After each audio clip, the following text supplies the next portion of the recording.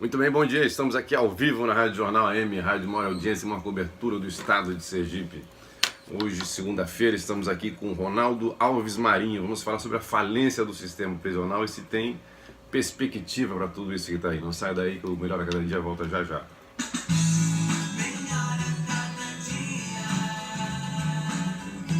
Agora é bate-papo.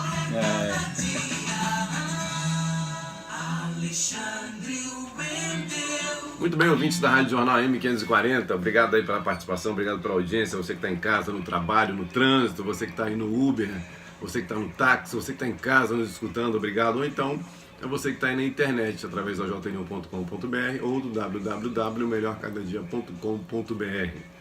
Você que gostou, vai gostar do programa de hoje, quiser também que alguém escute esse programa mais tarde, ele vai estar no YouTube e também na nossa página do Melhor a Cada Dia. Você vai poder ouvir através do podcast ou do SoundCloud a hora que você quiser. O professor Ronaldo Alves Marinho vai poder levar isso aí para os seus netos escutarem também com muita paciência e com muita calma, ver o que ele falou na data de hoje. Essa fera que está aqui do meu lado, ele é doutorando em Direito pela Universidade Presbiteriana Mackenzie.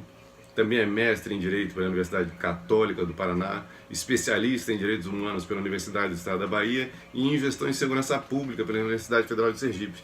Vice-líder do Grupo de Pesquisa em Execução Penal, Diretório de Pesquisa do CNPq, membro do Grupo de Pesquisa de Direito Penal, Econômico e Justiça Penal Internacional e associado pleno do Fórum Brasileiro de Segurança Pública, professor adjunto da Universidade de Tiradentes, também delegado de Polícia Civil do Estado de Sergipe.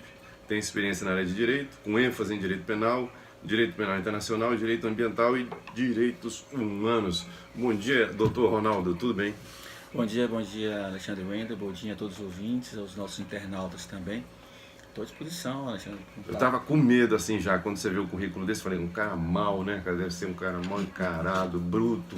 Aí chega aqui uma pessoa simpática, já dá uma aliviada. E quando você vê que ele vai falar de direitos humanos, aí você já fica mais tranquilo ainda, que a pessoa que é simpática com direitos humanos, o nosso querido Alexandre Agripino estava me ensinando que as pessoas têm um juízo errado de direitos humanos. Né? Direitos humanos é aquele negócio para pobre, para detento, e eu do comércio, eu empresário, eu do lado de cá não quero direitos humanos. Aí ele fala assim, mas você está vendo o que você está falando, a besteira que você está dizendo. Direitos humanos tem que ser para todo mundo, né? Já que você é humano, tem que ser para todos. Eu achei isso bem legal na entrevista dele. A gente vai falar já sobre esse sistema penitenciário, essas rebeliões, essa confusão toda, mas antes eu queria... É aquele momento que a gente dá uma mostrada para as pessoas que tem como dar certo no nosso país e tem muita gente dando certo. E eu vou perguntar um pouco da história desse rapaz. São 5 irmãos, 4 irmãos? São 5 irmãos. São 5 irmãos, ele é o irmão do meio, precisou trabalhar. Seu pai era o quê? Mestre? Meu pai era mestre de obra. Legal. Minha mãe é dona de casa. Pronto. Difícil estudar, né? Numa época dessa. E você ainda conseguiu estudar? É muito difícil, eu vivi em Feira de Santana, na periferia de Feira de Santana. Uhum. Então, minha família não tinha condições de arcar com despesas, né? Escola, sempre estudei em escola pública. Uhum. Mas minha mãe sempre alimentava a esperança em todos nós de que nós poderíamos melhorar de vida através do estudo. Você fala muito na mãe, então é a mãe que apertava vocês para estudar em casa? Nossa mãe é a referência maior, porque meu pai, como mestre de obra, ele passava muito tempo fora da cidade. As obras grandes... Até em outros estados. Isso, até em outros estados, e isso dificultava a convivência com ele, mas era em decorrência do trabalho, foi sempre uma pessoa que teve uma referência forte no sentido de exigir de todos nós, de cobrar de todos nós, comportamento ético, correto, e dando exemplos para todos nós como proceder na vida. Você nunca dele. Pensou em fazer faculdade nessa infância, né? Esse negócio era Não. estudar para ter um trabalho melhor. A ideia geralmente, quando você é de uma família mais, digamos assim, mais humilde, é essa, né? Na perspectiva que nós tínhamos lá era de terminar o segundo grau. Para mim era uma vitória, né? Era uma vitória, foi uma vitória para mim quando eu terminei o segundo grau. Minha mãe foi até a quarta série. Foi, minha mãe também, até a quarta série, meu pai também só estudou até a quarta série. Então, isso para mim já foi uma superação. E após essa conclusão, eu acabei saindo de casa para ter mais liberdade, comecei a trabalhar. Você queria crescer como pessoa? Isso, e tem independência, né? Você quer ter o seu canto, quer ter o seu espaço. E naquele momento eu não tinha uma perspectiva assim, diferente disso. Eu digo para os meus alunos hoje Se eu tivesse a cabeça que eu tenho hoje, eu teria ficado em casa até os 30 anos de idade. É, né? É verdade, é Tem muito melhor. muito estudante de fazendo doutorado, mestrado, que sai de casa com uns 40 anos, que ainda é estudante, né? É Eu também verdade. sou desse tipo, assim, que 16, 17 anos tinha que já voando sozinho. É a chamada geração canguru, né? É. É a geração que hoje sai mais tarde de casa, que tem uma independência mais tarde, após um momento que ele já completou a sua capacitação profissional, né? Mas e aí? Aí você vai trabalhar, onde é que você sente vontade de voltar a estudar? Que momento? Que Pois idade? eu fiquei dos 17 aos 23 anos trabalhando no comércio em Feira de Santana, quando eu decidi que eu queria estudar Direito. Eu trabalhava numa empresa privada e achava que era injusto uma série de coisas. E a partir dali eu tinha decidido que eu queria cursar Direito, só que eu não tinha condições nem de conhecimento, porque meu curso era um curso de auxiliar de escritório, eu não tinha condições de passar no vestibular numa universidade pública como a Federal da Bahia, e também não tinha condições de pagar a universidade particular, que na Bahia tinha uma particular. Ô Ronaldo, nesse momento aí, 17 anos, 18, hoje eu tenho um filho de 24 anos, aí eu falava com ele assim, não fique deslumbrado, porque às vezes você está ganhando R$ 1.000 no comércio, sei lá, 1.500, R$ 2.000, e acha que aquilo é muito dinheiro para essa turma, às vezes o cara ganha 4.000, aí fala, vou parar os estudos que eu já estou ganhando bem demais. Então você estava ganhando bem demais, mas sacou que para futuro você tinha que ter uma faculdade. Pois é, eu tinha alcançado na empresa que eu trabalhava um cargo de chefia. Eu já ganhava, se você fosse comparar, meu salário na época que era permitido, era assinado em salários mínimos. Então eu ganhava 10 salários mínimos. Eu era chefe de um setor. Tá ruim do cara parar para estudar com 10 salários. E aí eu tinha dito que aquilo não era o suficiente para mim.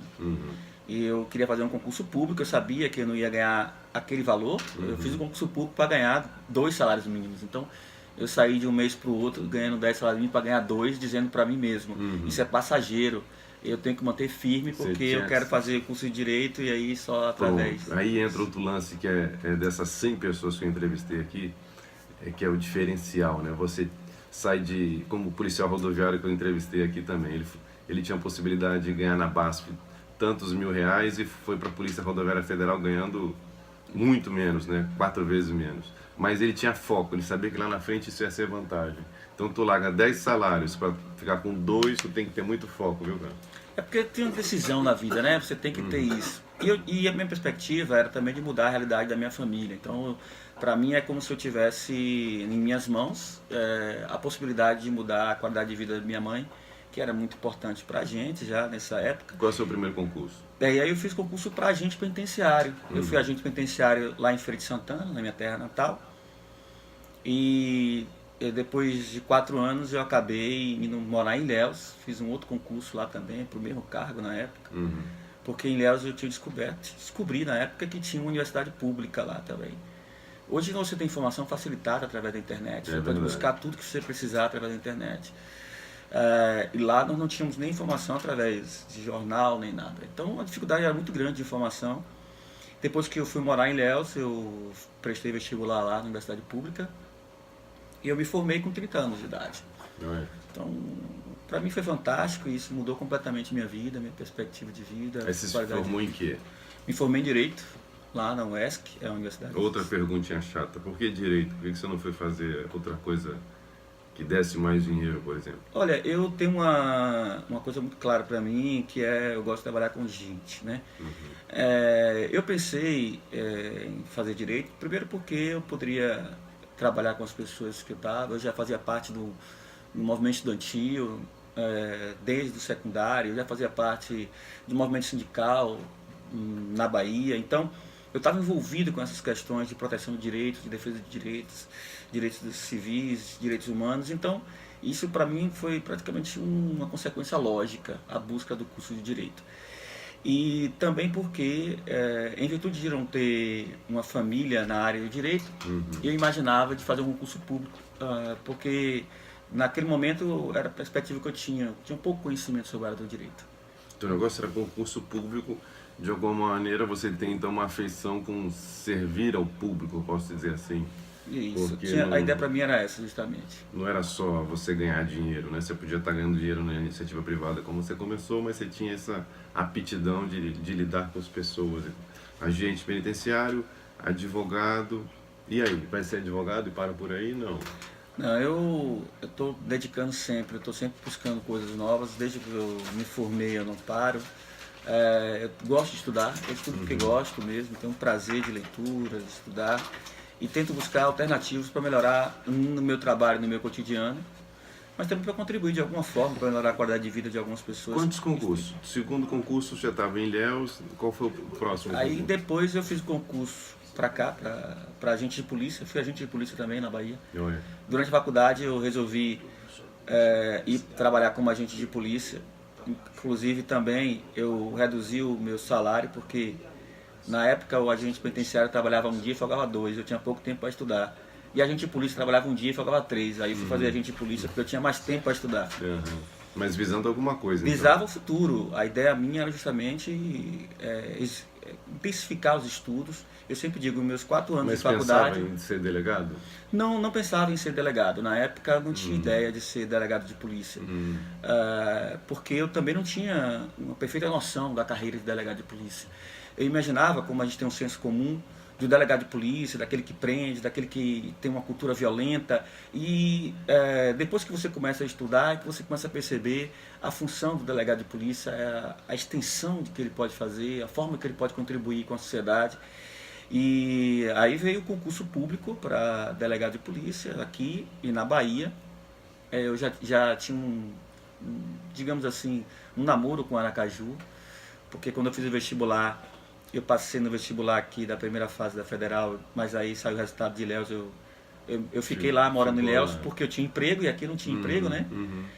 E quando eu teve a oportunidade de fazer o concurso de delegado aqui, eu vim logo, porque eu tinha vontade de vir morar aqui em Aracaju. Você topou reduzir o salário, agora ficar sem salário, você não foi esperto. Não ficar tem, sem salário também é demais. Não tem. Até que minha mãe tinha um senso comum, né? Tem a ideia de que a polícia é uma polícia, ela transforma as pessoas de forma violenta. Quando era agente penitenciário, eu liguei para minha mãe e contando para ela, não tinha dito que eu fiz a inscrição, porque ela não gostava de ter um filho na polícia. E eu falei para minha mãe assim, amanhã eu passei no concurso. Ela, meu filho, estou muito feliz, bom, que então. Maravilha, né? Aí eu falei para ela, passei no concurso para agente de polícia. Aí ela, meu filho, você está passando necessidades aí, volte porque aqui tem comida para 2. Então assim, minha mãe com uma formação dela popular mesmo, então ela não tinha noção sobre isso. E ela começou a perceber da diferença, começou a se relacionar com pessoas que trabalhavam na polícia, que eu voltei depois para trabalhar na polícia em Feira de Santana. E ela percebeu que nós podíamos fazer a diferença e mudar a nossa realidade. Então, você falou que delegado pode ser algo mais, além de andar com arma no bolso, dando bronca e prendendo gente. O que seria esse algo mais que um delegado pode fazer? O delegado é um protagonista da cidadania. Ele pode contribuir para a melhoria da qualidade de vida das pessoas na sua comunidade. Não somente porque ele faz e o trabalho dele tem como objetivo realizar a justiça, quando não tenho prazer, eu digo sempre, eu não tenho prazer em prender. O meu prazer é concluir a investigação com eficiência e, se for necessário prender para tirar aquele cidadão que ameaça a segurança e a vida das pessoas na sociedade, vou prender com toda a eficiência que me foi capacitado. Mas nós conseguimos ali naquela comunidade trazer mais tranquilidade e paz para o desenvolvimento da vida das pessoas, para que ela possa se divertir, que ela possa se relacionar com seus vizinhos, e isso através de uma série de ações que a polícia pode desenvolver naquela comunidade. Então, sempre trabalhei nesse sentido. Porque a ideia de segurança para a população é com a polícia ostensiva, a polícia militar circulando e tal. A polícia civil dá essa sensação também? Ela pode contribuir com isso, com certeza. Ela contribui sim, de uma maneira contribui de forma assim, direta. investigativa. Eu até penso as pessoas que o investimento na segurança pública, o investimento na polícia judiciária, essa é uma discussão não só aqui no Brasil, mas também na Europa, nos Estados Unidos, de que o investimento em polícia judiciária melhora a qualidade de vida na medida que você reduz a impunidade. Porque a gente não vai ter condições de ter um policial militar em cada esquina, em cada rua, em cada casa, acompanhando cada pessoa. Então nós temos que ter um planejamento, que a Polícia Militar de Sergipe é muito eficiente, uma Polícia Militar muito qualificada, mas precisa ter uma Polícia Civil também, nesse sentido, presente em todos os lugares e com eficiência também. E a Polícia Civil sergipana é uma das polícias judiciárias que é exemplo no país, pela qualidade do seu corpo técnico. O investimento que foi feito na Polícia Técnica também melhorou consideravelmente. Eu estou aqui já há 16 anos né? E eu posso dizer, sem sombra de dúvidas, do avanço que nós tivemos na Polícia Judiciária. Mas ainda é pouco, porque a sociedade sergipana merece muito mais.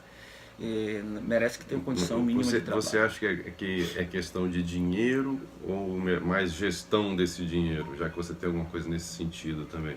Olha, é claro que nós precisamos de fontes de recurso, não é possível fazer políticas públicas sem fonte de recurso. Mas também é uma questão de gestão, de integração das ações do Estado. Então as ações do Estado elas devem ser integradas em busca da solução da violência. A violência não é só a polícia, né? Nós sabemos que você não resolve somente com a polícia. Por mais esforço que a Polícia Civil e a Polícia Militar façam, depende também de outras ações do Estado. Então, a Polícia Federal pouco troca informações com a Polícia Estadual. Eu estava vendo alguma coisa nesse sentido. Não existe uma integração, de fato. Existe de uma camaradagem, mas de fato de informações não existe. Não é institucionalizado, né? Isso, Nós precisaríamos ter uma relação mais institucional entre os órgãos de segurança pública. E para isso deveria ter entidades ou o próprio governador do estado assumir esse compromisso, esse papel de potencializar as ações do estado. Porque tudo pode ser direcionado, Alexandre. E a questão é somente de você ter um planejamento adequado para efetivar isso e conseguir reduzir as taxas de criminalidade. Deixa eu tentar entender. A Polícia Federal descobre que a droga vem de tal país por caminho tal, ou que o armamento vem de tal país também por caminho tal, e sabe que chega em Sergipe pronto, esgota a função inteligente dela aí, né? A minúcia da droga e do armamento é com a Polícia Civil. É com a Polícia Civil. Essa parte mais estadual é conosco. Há sim uma troca de informações. O núcleo de inteligência, a divisão de inteligência nossa, a divisão de inteligência policial, ela sempre foi um exemplo. Nossos técnicos de segurança pública que trabalham na divisão de inteligência são sempre convocados pela Secretaria Nacional de Segurança Pública para trabalharem na inteligência não só em Brasília, coordenando todo o trabalho do Brasil, mas também em grandes eventos. Nós participamos da Copa, das Olimpíadas, com policiais que são capacitados aqui.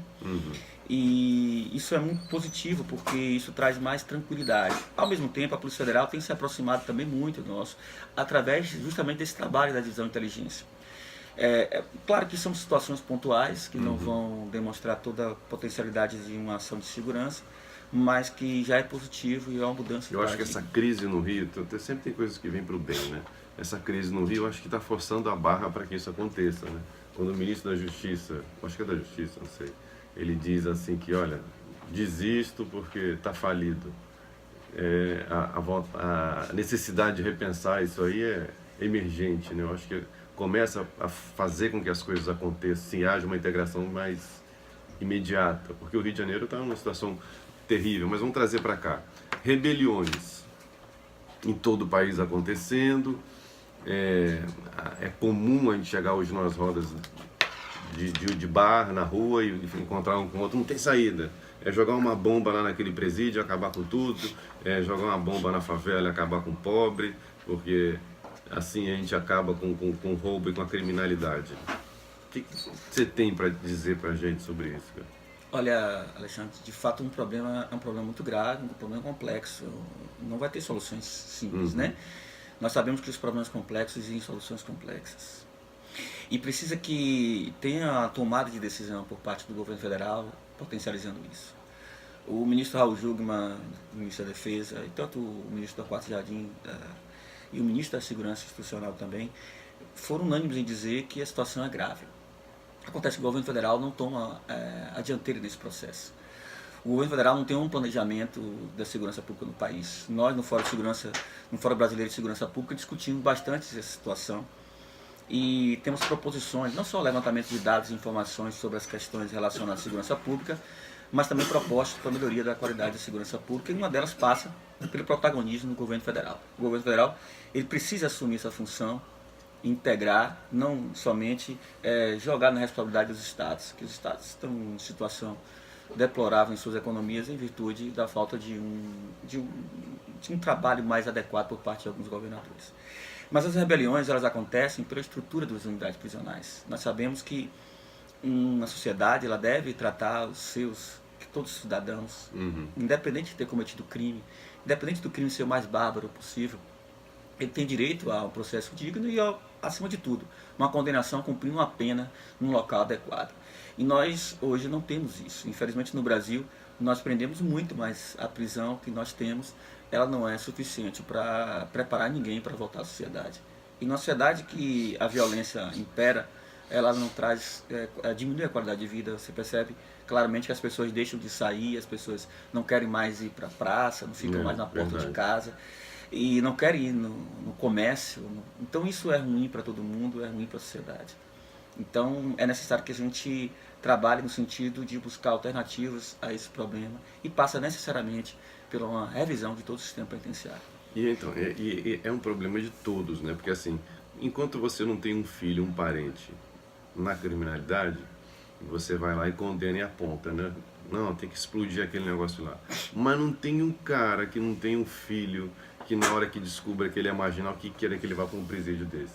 Ninguém quer. Aí nessa hora, o cara se toca que esse sistema não é legal para o filho dele, ou seja, não é bom para ninguém, né?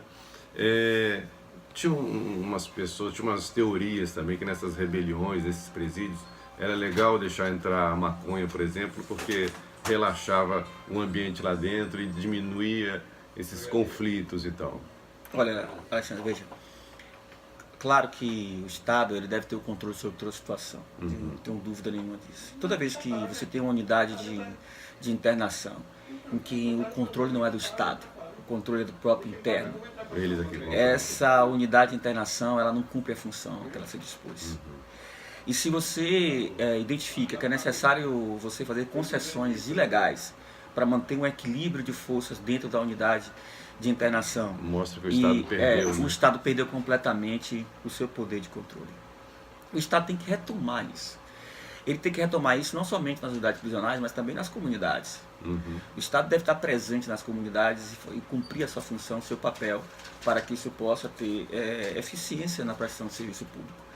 E as condições do sistema penitenciário, elas alimentaram o surgimento dessas organizações criminosas dentro das unidades prisionais. É um negócio, elas né? surgiram ali dentro e nós temos relatos de presos que estão ganhando mais dinheiro dentro do presídio do que fora do presídio. Então, virou um negócio Seguro, um dinheiro o Estado deve ter bom um para controle muita sobre gente, isso, né? isso. Então, e não é difícil você ser um agente prisional numa unidade dessa, onde todo mundo está envolvido e você não está envolvido? Você não fica meio de mariquinha, de covarde? Não é difícil você ser um agente penitenciário correto num ambiente desse? Olha, a maioria dos agentes penitenciários, eles trabalham de forma muito correta. Eu posso te falar isso por mais de 8 anos como agente penitenciário, tanto em Feira de Santana como em Ilhéus. Fui diretor da unidade prisional aqui em São Cristóvão durante um período, trabalhando na Secretaria de Justiça, organizando a escola de administração. Lá nós temos uma escola de gestão penitenciária que foi formada aqui pelo secretário Emanuel Caixa à época. E a gente percebe que a maioria dos nossos funcionários, dos agentes do sistema penitenciário, são corretos. Muitos deles eles não conseguem cumprir efetivamente sua função pelas deficiências próprias do sistema mesmo. Eles Tem a não têm deficiência condição, do Estado. Mas eu digo assim, quando a criminalidade toma conta ali, né? Vamos supor, não estou dizendo que seja um carro aqui, mas o caso aqui seja daqui de Sergipe ou fora, mas né, que a gente vê nos filmes, o diretor é comprometido, corrompido, aqueles policiais, a grande maioria também todo mundo leva uma grana, e você está naquele meio ali querendo fazer o teu correto. É difícil você... É difícil, mas... Um ambiente fechado. Olha, daquilo. o mais interessante de tudo isso é que você, dentro do sistema penitenciário, você é respeitado. Veja, o funcionário que age corretamente, que não age com perseguições, que não é injusto na tomada de decisões do cotidiano dele, que as regras são objetivas para todos os internos, eles são respeitados pelos internos. Então, eu estava falando do lado do dinheiro, você ainda colocou outro, ainda tem a questão da postura, né, do cara, porque tem um filme, eu acho que é alemão, são amigos, eles são colocados para fazer um laboratório dentro de um presídio, são colegas mesmo, 10, são 20 colegas. 10 vão ficar de preso e 10 vão ficar de policiais, agente penitenciário. Na hora que a pessoa bota a farda, ela se transforma. E eram amigos. Já começa a pegar o cacetete, já batendo na cela e já toma aquela postura. É comum também, quando a pessoa entra num negócio desse, mudar a postura dela? Esse filme que você citou, chamado A Experiência, Uhum. ele foi produzido a partir de um estudo real. Uhum. Esse estudo buscava identificar o porquê da mudança de comportamento um estudo sociológico das pessoas quando elas assumiam papéis. Uhum. Isso é positivo na medida em que você pode preparar o cidadão para os conflitos daquela atividade que ele exerce. Voltando aqui, por esse exemplo de minha mãe, ela falava bem assim para mim, para não me deixar me envolver pela violência que eu estava circulando na minha vida, Uhum. né? E se você vive no meio que é muito violento, você acaba incorporando valores e condutas violentas também, se você não tiver uma vigilância própria. Esse estudo ele concluiu nesse sentido mesmo. As pessoas comuns, eram pessoas comuns que nunca tinham envolvimento com crime, nunca foram, inclusive pessoas que tinham seus trabalhos, mas que assumiram aquela experiência e ao vestir um papel, tanto o papel do interno como o papel do guarda, eles cumpriram e exerceram aquele papel como era previsto mesmo na sociedade. Então, os presos ficaram violentos e os guardas também ficaram violentos e abusaram dos seus poderes dentro da unidade. Então isso demonstra claramente que cabe ao Estado fazer esse controle disso, né? O Estado é necessário que ele dê o acompanhamento, o apoio para os agentes penitenciários, agentes de polícia e todos os policiais que trabalham nessa área com violência, para que ele possa ter condições. Mais uma vez o Estado. O sistema penitenciário, ele também não fica ali meio isolado, meio jogado até a margem, porque assim, é um negócio que não interessa muito às pessoas, né? Então, se você tem não dá voto, né? Um presídio lá no interior de qualquer lugar do país aí, aquele negócio fica ali marginal, né? Se faltou comida, se não faltou comida, se tem energia, se tem água, não interessa muito às pessoas, não querem saber. Aí você fala assim, a inteligência do Estado em apoiar esse sistema prisional. Existe essa inteligência mesmo? Olha, o Estado não tem cumprido sua função. O sistema penitenciário ele exige na doutrina chama progressão de regime. Que é que isso? O cidadão começa num regime fechado, uma cela fechada, ele não sai da unidade prisional, ele passa para o regime semiaberto, depois para o regime aberto, que é uma forma de progressão para ver se ele está se adaptando àquela nova realidade da vida dele. Muitos ficam presos muitos anos, então para voltar para a vida... Tem gente que não quer nem sair, né? Tem gente que não quer sair, já teve um caso conosco lá. Tá com medo da vida lá fora. Ele foi liberado e voltou, pedindo para poder voltar para o presídio. Eu falei para ele que não podia deixá-lo encarcerado, mas que eu ia dar alimento para ele. E o mais interessante de tudo isso é que o Estado ele não cumpre essa função. Nós temos exemplos, Alexandre, e isso só para deixar claro para você, que é possível mudar essa realidade. Nós temos unidades prisionais no Brasil que funcionam de forma adequada, e nós temos também sistemas de execução penal em que a sociedade civil ela participa ativamente desse processo, e os índices são excelentes, não somente de recuperação do cidadão, mas também de redução da violência interna. Eu falo da violência intramuros, né? Dentro da unidade prisional, porque uma unidade prisional é uma sociedade totalmente diversa, né? O treinador chamava de sociedade dos cativos. Por que sociedade dos cativos? Porque eles criam regras próprias dentro da unidade prisional. Mas é possível mudar isso com eficiência, com planejamento, com adequação. Mas para isso a gente precisa investir em presídios. Não é possível você pensar, vamos investir em educação somente, em saúde. Não, nós temos que construir unidades prisionais porque tem alguns cidadãos que deverão estar recolhidos em unidades prisionais pela gravidade dos crimes que eles cometeram. Mas ao mesmo tempo, nós temos que reduzir essa ânsia que nós temos em prisão. Vou te dar um exemplo do sentimento que a sociedade tem. Às vezes um crime contra a honra, em que tem uma solução que não é a prisão, né? Uma chamadas penas alternativas, a vítima fica muito indignada, pergunta, mas ele me ofendeu, como é que ele não vai preso? Então não é todo crime que tem que ter a prisão, o encarceramento. Todo crime tem que ser punido. E a punição tem que ser adequada ao tipo de crime, à gravidade daquele crime. É aí que também tem uma mudança necessária, que começou a ter, né, pelo jeito. Né? Porque assim, está tendo exemplos aí de ministro, de médico, de senador, de deputado, juiz, né? Isso é uma mudança que você pegou nessa... De você ter sido entrado para delegado para cá, de 2000 para cá, porque antes não tinha isso. Lamentavelmente, Ronaldo, eu vou chamar um intervalo comercial e a gente vai falar mais sobre rebelião nos presídios e direito penal. Dá para ter amor nessa área penal? Quero saber sobre isso aí. A gente vai em intervalo comercial, melhor a cada dia. Volta já já, não saia daí. Muito bem, 9 horas mais 40 minutos, estamos aqui ao vivo na Rádio Jornal AM 540, Rádio Maior Audiência e Cobertura do Estado de Sergipe. Obrigado pela audiência, obrigado você que está nos escutando aí em casa, no trabalho ou na internet através do www.melhorcadadia.com.br. Você que perdeu o programa, chegou agora, Estamos falando sobre o sistema prisional com Ronaldo Alves Marim Silva, esse menino que começou aí trabalhando cedo, foi para o comércio. Como a família também não tinha muitos estudos, mas tinha uma orientação e uma vontade de vencer, e foi fazer aí faculdade. Até hoje ele estuda e hoje ele é doutorando em Direito e vai nos ensinar um pouco mais aqui sobre rebeliões, se tem como fazer alguma coisa na prática. Ronaldo, tem como fazer alguma coisa? Ou a única saída é o que a turma diz aí de ter que jogar uma bomba lá dentro? Claro, na prática você pode sim fazer muito e mudar essa realidade. Isso não é um problema só que aconteceu aqui.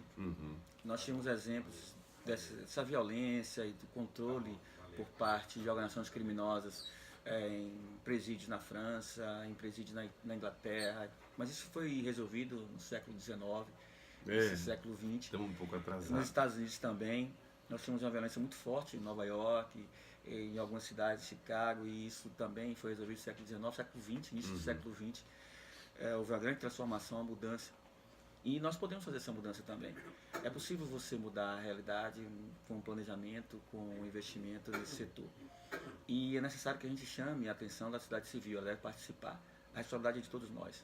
Nós podemos contribuir exigindo por parte do Estado. Não é mais uma questão de polícia, né? Não é somente a questão de polícia, é uma questão do envolvimento da nossa qualidade de vida. Isso tem a ver com nossa qualidade de vida, com a vida que nós queremos para os nossos filhos, para os nossos netos, para o futuro. É necessário que você trabalhe. E se você não tem uma unidade prisional adequada, a organização criminosa toma conta. O cidadão, quando é condenado, o que está acontecendo muito? O cidadão é preso por tráfico de drogas, por 10, 20 pedras de crack, que ele é um viciado, um dependente químico. Ele faz esse tráfico para manter a dependência química dele, e ele é preso, vai para o presídio, e lá ele vai ser cooptado por um grupo criminoso daqueles que estão lá, que está dominando aquela unidade prisional, pode ser um PCC ou qualquer outro tipo de grupo criminoso. Hoje nós temos 38 facções criminosas no Brasil. A gente ouve falar muito de PCC, mas nós temos outras facções criminosas espalhadas por vários estados do país. Mas isso só pode ser modificado com o controle do Estado. O Estado deve entrar no presídio e controlar o presídio, ter controle sobre isso. Mas para isso ele tem que estar de dignidade. Não pode ter um presídio que era para ter 800 presos, ter 2.500. Ter 2.500. Então você não é controla nada, só gente prisional andando ali para cima e para baixo, né? Tem que ter uma inteligência para saber que lá dentro eles estão se organizando, para saber que eles estão usando o celular, para saber que eles estão manobrando as coisas lá de dentro. Tem muita gente ganhando mais dinheiro até lá dentro, né? Isso. E é necessário e é de lá de dentro da unidade prisional que tem um comando, que tem a organização para definir quais os crimes e quais os alvos que serão praticados. Então, eu preciso ter inteligência para tratar com isso, né? A força bruta não vai resolver essa criminalidade organizada. É uma criminalidade empresarial que busca o lucro e que para isso tem um recurso e tem força e violência, usa violência para inibir a ação de determinados agentes. Então você está me dizendo que a rebelião, Ronaldo, lá dentro, não é necessariamente para que todos saiam de lá de dentro, mas que eles tenham o poder lá dentro. É o controle, é o controle sobre... Então não está se brigando para sair de lá. Na verdade, todos querem sair, porque quem está preso quer sair. Sim. Mas aqueles que estão dentro da unidade prisional, eles querem ter um controle daquela unidade. Um grande conflito que acontece é porque algumas organizações criminosas que faziam convênios com organizações criminosas locais, elas não querem mais isso, elas querem dominar, querem ter o controle total. E o controle passa pelo presídio. Então controlando a unidade prisional que você vai controlar o crime naquela região. E por isso está tendo essa quantidade imensa de rebeliões. Mas por certo que as rebeliões elas só acontecem porque as condições internas da unidade prisional são péssimas. Então você, como a condição interna é muito ruim, você tem um estopim que pode levar à violência. Está nítido, né? Aquilo ali vai estourar. É incrível que eu não tenha estourado aí de uma rebelião, né? Você chega num lugar daquele e você fala, pô, o povo ainda não. Tem um ditado popular que fala que a unidade prisional é um barril de pólvora. É, isso mesmo. Não é? Bate uma fagulhazinha para poder. E o pessoal, e o Figueiredo também ficava impressionado com as favelas no Rio, como é que o pessoal não descia para tomar as coisas lá embaixo. Teve também um italiano também que teve na Oscar Freire, em São Paulo, também impressionado com aquela rua chique e o pessoal em volta também ordeiro ali. Então, as coisas se acomodam de uma certa maneira, né? E o ser humano se adapta e vai resistindo, né? Então, um lugar, uma cela, digamos que você falou que dá para 10, tem 40, os caras vão se acomodando, mas chega uma hora que não dá mais, né? Tem que eliminar a gente. Isso. E isso leva a uma situação de conflito muito forte. O clima dentro da unidade prisional é um clima muito pesado, difícil. Os funcionários que trabalham lá, nós temos sérios problemas com alcoolismo e problemas porque eles não dão psicológicos, conta, né? porque eles não conseguem. Se cobra muito isso. deles e o Estado está ausente. Ou seja, o Estado, então, como quando o ministro fala, o Estado, da maneira que está, ele faliu, ele não está dando conta de nada, não está dando conta de saúde, não está dando conta de educação, não está dando conta da segurança. Então é um pensar Brasil muito grande, muito trabalhoso, não é um negócio que vai resolver de imediato. Mas nós estamos mudando, eu acredito que nós estamos mudando. Não, eu tenho certeza. Mas, lamentavelmente, Ronaldo, eu estava vendo uma passagem para viajar e menina de estudante de Direito dizendo que vai embora, né? As pessoas estão falando muito em embora. Boa parte das pessoas não vê esperança a curto prazo, né? A curto prazo, qual é a solução imediata para um presídio desse, para uma situação caótica dessa? Olha, eu não tenho solução mágica, prazo, não tem solução mágica para esse problema. Vamos mudar o secretário de segurança, não. O secretário-chefe do presídio amanhã vai estar tudo resolvido. Não. Isso é um negócio para dar uma aliviada na respiração das pessoas e tal. Politicamente é um imaginário que, não, agora fulano entrou. Não é mentira. Não. Nós temos aí um secretário de Justiça, o Dr. Cristiano Barreto, delegado de polícia, assumiu essa função, no caso nosso aqui do estado de Sergipe. E a gente percebe que ele está imbuído, envolvido, dedicado à busca de soluções para o problema. Ele reconhece que tem os problemas e está buscando solução para esses problemas. Uma delas é o lançamento aí do edital para construir uma unidade prisional de regime semiaberto. Que também, vamos ser sinceros, também é um não vai paliativo, resolver, né? mas é isso que eu estou dizendo. Nós necessitamos de ações para poder fazer isso. Tá? Tenta imaginar também que vai resolver tudo de uma hora para outra. Mas eu penso que é um trabalho conjunto da sociedade. Por isso que nós falávamos no início da necessidade de todos envolverem no problema. Como é que um cidadão agora, assim, ele se envolve? Eu moro em Cumbe, na casa 4 ali e tal. Como é que eu ajudo? Dentro da sua comunidade ele pode contribuir, porque a comunidade ela pode se organizar através de um conselho municipal de segurança pública ou um conselho de bairro de segurança pública, que poderá contribuir na busca de soluções para aqueles problemas locais, porque nós temos problemas locais muito diferentes. O problema de Cumbe não é o mesmo problema de Itabaiana, o problema de Lagarto, e é preciso que a sociedade se envolva naquelas questões, se organize. Ou seja, nós temos que entender que o Estado não está dando conta, a gente tem que fazer a nossa parte. Nós temos que tudo, contribuir, né? Isso é para lixo, isso é para segurança, porque isso você é para pode qualquer contribuir, coisa. né? Porque, veja, algumas ações do nosso cotidiano, elas melhoram a qualidade de vida que nós temos. Seja uma praça que é próximo de minha casa, que não está bem tratada, bem cuidada, e que eu posso cobrar alguma ação do governo, do poder público, seja a escola que meu filho estuda, em que eu possa efetivamente contribuir para a melhoria do aspecto físico e também das atividades que são desenvolvidas naquela escola. Então são contribuições que eu posso dar, mas eu não posso prescindir da ação do Estado. O Estado é necessário para poder ele formalizar políticas e buscar objetivos claros, e o investimento muitas vezes é altíssimo. É necessário que o Estado defina quais são as prioridades para fazer. Então, imagina assim, quando você ficou falando aí, esse cidadão crítico, esse cidadão participativo, certamente teria eleito outros políticos. Aí seria essa mudança. Então é esse cachorro atrás do rabo que eu não consigo ver esse início sem educação, né, cara? Alexandre, veja, eu fico muito feliz em perceber que a sociedade brasileira tem evoluído positivamente. Eu acho que hoje nós temos uma noção mais clara dos problemas que estão acontecendo, apesar dos fakes, né, nas redes sociais, você ainda tem informação sobre fatos que acontecem em qualquer local do Brasil. E principalmente nós estamos mudando o nosso judiciário, a nossa polícia judiciária está mudando a perspectiva e punindo também os grandes criminosos, esses que causam maior dano à sociedade, porque o dano é coletivo, né? Ao desviar milhões de reais de recursos públicos, eu estou impedindo políticas de educação, de saúde a serem realizadas de forma adequada. Então quem está nos escutando aí, que gosta de chamar político para ser padrinho de casamento, padrinho de filho e tudo mais, pense nisso. O bandido que vai lá por causa da margarina, por causa de 1 quilo de carne e tal, ele rouba muito menos do que um político que desvia medicamento, que desvia merenda, né? Que desvia milhões. Ao mesmo tempo, e não é punido, né? Que é pior. Ao mesmo tempo, nós temos que ter uma cautela muito grande. Eu peço sempre aos meus alunos e falo para eles o seguinte, que nós precisamos de pessoas corretas na política, e nós temos hoje pessoas corretas na política. Querendo E nós, entrar também. e nós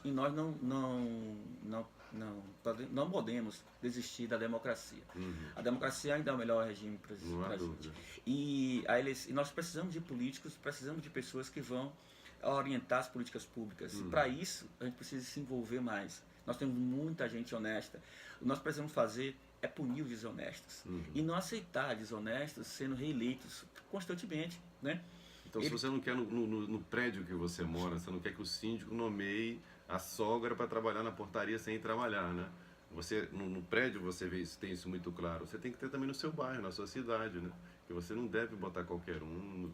Como não bota no prédio, não pode botar qualquer um na prefeitura, no vereador, deputado. E a discussão tem que ser... E tem que participar da reunião de condomínio, como também tem que participar mais da vida pública, como você falou aí. Nós temos que nos envolver mais com a coisa pública. Nos dedicar mais a esse problema, porque ele diz respeito a todos nós, né? Diz respeito ao emprego que nós temos hoje. Eu digo sempre que as pessoas, ao terem consciência do poder que elas têm, elas podem mudar a sua realidade. E mudar, se você conseguir mudar a minha vida, eu consigo mudar a vida que está ao meu redor. E olha, Alexandre, você falando isso aí, o exemplo, como é importante a questão do exemplo, né? Depois que eu me formei, aí meus irmãos voltaram à faculdade, voltaram a estudar e se formar. E na minha comunidade, muitas pessoas viam aquilo como um exemplo. Uma ideia de progresso, né? E eu tive muitos amigos meus lá, do bairro, que seguiram o mesmo caminho que eu segui. Então a gente pode mudar a nossa realidade. Agora tem que se esforçar, não esperar simplesmente que Deus ajude, que um prefeito ajude, tem que dedicar um pouco, né? E participar, eu acho assim, no fundo o que a gente percebe hoje é que as pessoas estão perdendo um pouco a esperança. A esperança de dias melhores, a esperança da redução da violência, do fim da corrupção. Como é que a gente faz para dar esse start nas pessoas, para elas irem para a reunião do condomínio dela, para ir para a reunião do colégio dos filhos, né? Esse empenho ainda está faltando muito ainda no brasileiro, essa ideia de coletivo ainda é muito fraca na gente, né? A nossa capacidade de tolerância, sabe? Também. Tolerância e respeito ao outro. Porque o que a gente tem que fazer é respeitar a opinião contrária. E às vezes é difícil você respeitar a opinião de uma outra pessoa. E pode ser melhor do que a nossa. Isso não quer dizer que ele é ruim, é somente que ele tem a opinião. Eu prefiro estar numa sociedade em que as pessoas podem expressar suas opiniões, mesmo que eu não goste dessas opiniões, né? Tem políticos que estão com campanha política na rua, com um discurso muito violento, virulento, e nós entendemos que esse não é o caminho, mas eu tenho que escutá-lo, porque isso reflete um pouco o que a sociedade está passando e o sofrimento da sociedade. Temos que buscar alternativas para dizer, olha, nós podemos fazer diferente sem essa violência toda. Até porque, como você disse, quando a gente tem um parente nosso, um amigo, um irmão, que está envolvido com a criminalidade, que está preso, nós queremos para ele um tratamento mais adequado e justo. Verdade, né? É como aquela situação de um cidadão que saiu de casa para uma festa, bebeu, matou alguém e agora ele está no presídio. E vai preso. E quando aquela família vê onde ele fica encarcerado, ela fica desesperada. Aí passa a querer um presídio melhor. Melhor, né? E eu penso que essas prisões, parte da elite empresarial do país e alguns políticos envolvidos em desvio de recursos públicos, elas possam contribuir para a mudança de nossa realidade. Não somente para a ideia de que não mais só o preto, o pobre ou a prostituta que iam presos, né?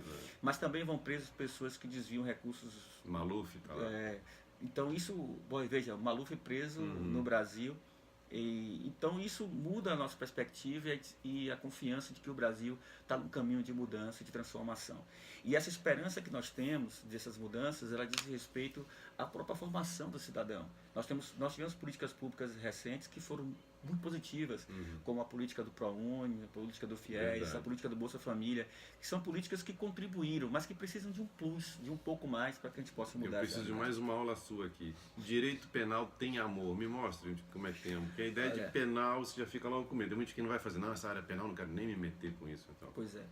Eu ensino penal na Universidade Tiradentes e eu sempre digo aos meus alunos que o direito penal não é sangue somente. O direito penal também é amor, é sensibilidade, é trabalhar com o outro, com o cidadão, com alguém que foi envolvido com crime, com a vítima principalmente, é você perceber que a vítima ela está modificada pelo crime que ela sofreu e que você tem que ter muita sensibilidade no trato com ela, tem que ouvir com muita paciência a vítima, tem que respeitar a vítima e tem que dar um acolhimento. A palavra de ordem dentro da unidade prisional ou a unidade policial que eu trabalho é acolhimento. Eu tenho que acolher aquela vítima, perceber quais são as nuances, as dimensões de que afetou naquele crime e tentar solucionar o problema para dar mais tranquilidade a ela e àqueles da comunidade que estão. Então Então é possível fazer isso com amor. Pessoal, cara. É possível fazer isso com amor e que o direito penal não é força, o direito penal é inteligência, o direito penal é amor, porque você tem que fazer as coisas com amor na vida que você faz melhor. Eu digo, se você faz as coisas dedicado, faça o melhor possível aquilo. Se dê sempre, né? Eu falo pro meu filho, eu digo sempre para ele. São quantos filhos? Eu tenho 3 filhos. E eu Todos digo, homens? Todos homens, né? E eu digo para eles assim, eu falo, ó, filho, você tem que fazer tudo que você quiser fazer, o melhor que você puder fazer, né? Você pode sempre melhorar. E você busca uma forma de você melhorar aquilo. Não aceite limitações externas se você não entende que aquilo é necessário para a sua vida. Então, acredite que você pode fazer algo a mais pela sua vida. Então, acredite que você pode resolver. Quando eu falo assim, pai, eu não entendo, eu não consigo fazer essa questão da escola, né? Eu digo, olha, filho, você vai conseguir se você se dedicar um pouquinho mais, ter tranquilidade. E, às vezes, você deve recuar um pouco, Alexandre. Tem que ter uma tranquilidade para recuar naquele momento e depois avançar novamente. A maioria das coisas que você está falando aí envolve tempo, né? Você falou de pegar a vítima, entender e tal. É tempo, você tem que ter uma escuta para aquela pessoa, né? Não é aquele negócio frio, pegar e tal, anota aquilo ali e joga aquela pessoa para lá. Você tem que dar um pouco de você para isso. E aí tem que ter envolvimento. É por isso que, por vezes, a dificuldade da nossa atividade, em algumas investigações, ela demanda um tempo maior para entender, porque muitas testemunhas elas não querem depor na polícia, não têm interesse de se envolver. E aí nós temos que falar sobre solidariedade, né? E aí nós temos que trabalhar com essa vítima, capacitar para que ela possa entender de que a contribuição dela ela serve para todos nós, para ela, para aquela vítima, a outra vítima, que ela foi testemunha agora, mas amanhã ela pode ser uma vítima de uma outra conduta e precisa que alguém seja solidário com ela. Então nós temos que ser mais solidários na sociedade e temos que buscar mais o outro. De uma também. maneira geral, no trânsito, Isso, né? Que as pessoas trânsito. são violentas no trânsito. Eu tenho medo de quem anda armado, né? Eu tenho porte de arma desde 89, mas não uso. Porque eu sei que eu já ouvi depoimento de coronéis, né? Levou uma fechada e tal, pensou, deu aquele momento assim, vou puxar a arma. E se você não tiver essa razão, esse compreendimento do que é portar uma arma, você faz uma besteira, né? E as pessoas estão muito intolerantes, são muito agressivas, a pessoa xinga, você bota um negócio no Facebook, na rede social, o cara xinga você, xinga sua mãe ali na hora, né? As pessoas, é a questão do respeito, né? Você estava falando de respeitar o outro. Você não quer mais que o outro seja diferente. Qual o problema seu com o outro que pensa diferente de você, que age diferente de você, que tem uma orientação sexual diferente da sua, que tem uma cor de pele diferente da sua, que tem uma postura diferente sobre determinado tema? Todo mundo igual a você, isso é uma porcaria. Isso é positivo. E com relação à arma, Alexandre, na minha profissão, eu ando armado o tempo todo, porque faz parte da minha atividade. Eu digo para meus alunos, eu saio preparado em casa e eu fui capacitado pela polícia, nós fizemos um curso muito bom na academia de polícia, nós temos uma academia excelente, para saber o momento exato de você utilizar a arma. Mas é necessário que eu esteja o tempo todo me policiando. Porque, claro, que se você sai de casa, você vai ter conflitos na rua e você tem que trabalhar adequadamente esses conflitos para não puxar a arma em qualquer situação, né? E eu que trabalho como delegado de polícia e trabalho com poder, eu tenho um poder de agir e tenho um poder, a força que eu utilizo com a minha equipe, eu tenho que ter um controle muito maior para utilizar essa força de forma adequada, em respeito não somente à minha família e à minha consciência, mas principalmente à minha carreira de delegado de polícia e à minha instituição, a Polícia Civil, que deve ter profissionais que vão ser exemplo na sociedade. Ainda hoje é a posse do nosso novo presidente da Associação de Delegados de Polícia, eu quero até parabenizá-lo, Isaac Canguçu, está assumindo a direção da Associação de Delegados de Polícia. Eu sei que o compromisso dele, na gestão dele, também vai ser o fortalecimento dessa perspectiva de que o delegado de polícia, ele é um garantidor de direitos, né? Eu vou assustar você agora, porque são 10 horas, a gente está aqui há 1 hora conversando, grande Ronaldo. Eu vou fazer as considerações, depois eu vou querer suas considerações finais. Estivemos aqui com o Ronaldo Alves Marinho, né? Ele dá uma ideia de paz, de tranquilidade muito grande quando a gente fala com ele, isso é bem legal, tendo em vista que ele é delegado de polícia. Mas você veja a importância do conhecimento, do estudo, da educação de uma pessoa. O fato dele ter feito mestrado, doutorado, não elimina também a formação dos pais em casa. Um pai que foi mestre de obras, né? Tem o nome dele, parece que na placa aqui do estádio, né? Do Batistão. Ele participou da construção do Batistão. Bacana isso, então. Filho de mestre de obras com dona de casa, foi à luta, foi trabalhar, vendo que ganhava bem no comércio, podia ter se acomodado por ali, mas mesmo assim foi à luta, passou em concurso para agente penitenciário, depois para a Polícia Civil, depois delegado, e mesmo assim continua estudando e pensando em crescer. É isso que faz a segurança pública ser melhor e tendo a segurança na mão de pessoas que queiram pensar, que é fundamental, não só que você vá aprender e bater, mas que você pense e entenda o que está acontecendo para que possa realmente estagnar e acabar com essa violência que está aí. E falamos finalmente sobre as rebeliões em presídio, onde ele tem um ponto de vista que é possível sim melhorar tudo isso, mas precisamos de inteligência e de mais recursos de uma maneira geral. Bem, Ronaldo, eu acho que falei bastante. Queria agradecer a sua vinda aqui. Bacana saber que você dá aula e que você passa isso para os seus alunos. Direito penal, é possível ter amor no direito penal, achei isso muito legal. E queria agradecer seu tempo ter estado aqui conosco e espero que tenha valido para você também. Alexandre, muito positivo para mim. Eu fico muito feliz de estar aqui com vocês, fico feliz no nosso bate-papo hoje, os nossos ouvintes, os internautas. É um momento importante para que a gente possa mostrar para a sociedade de que tanto a Polícia Civil como a Polícia Militar, nós temos pessoas altamente qualificadas e imbuídas no propósito de tentar buscar uma qualidade de vida melhor, uma segurança maior para o cidadão. Nós temos vários colegas delegados de polícia que têm mestrado, estão estudando, têm doutorado. Nós temos agentes de polícia que também se dedicam estudando a questão da segurança pública para trazer uma melhor segurança para o cidadão. Meus alunos até questionam, professor, o senhor gosta do cotidiano da delegacia? Eu falei, eu adoro estar de madrugada, Alexandre, não é nenhuma contradição que eu estou te falando. Eu adoro na madrugada sair numa operação policial e efetuar uma prisão dentro do cidadão, como a gente sai daqui para Pernambuco, prender assaltante de banco, e saber que a gente conseguiu efetuar a investigação e a prisão e não deu nenhum disparo, mas a gente estava preparado para agir se fosse necessário. Então é isso que é o fundamental nosso, a utilização de inteligência e o preparo. Nós temos equipe muito qualificada, nós temos um GERB, que é uma equipe altamente qualificada da Polícia Civil, uma equipe tática, nós temos um COI da Polícia Militar que é altamente qualificado, justamente para isso, para que a polícia possa agir de forma eficiente, no momento certo, de forma adequada, protegendo o direito do cidadão e principalmente protegendo o direito de todos, inclusive as vítimas. Muito legal, muito obrigado. Chegamos ao final do programa Melhor a Cada Dia, terminando hoje com essa fera aí, Ronaldo Alves Marinho da Silva, delegado e doutorando também aí, para nos ensinar um pouco sobre rebeliões, a situação que o país se encontra. E amanhã vamos estar aqui com a psicanalista Débora Pimentel. Ela vai falar sobre medicamentos, essa turma do remédio, a influência nos médicos, nas compras e nas indicações desses remédios para a gente, se é necessário, se não é, o poder que essa turma dos laboratórios tem com os nossos médicos.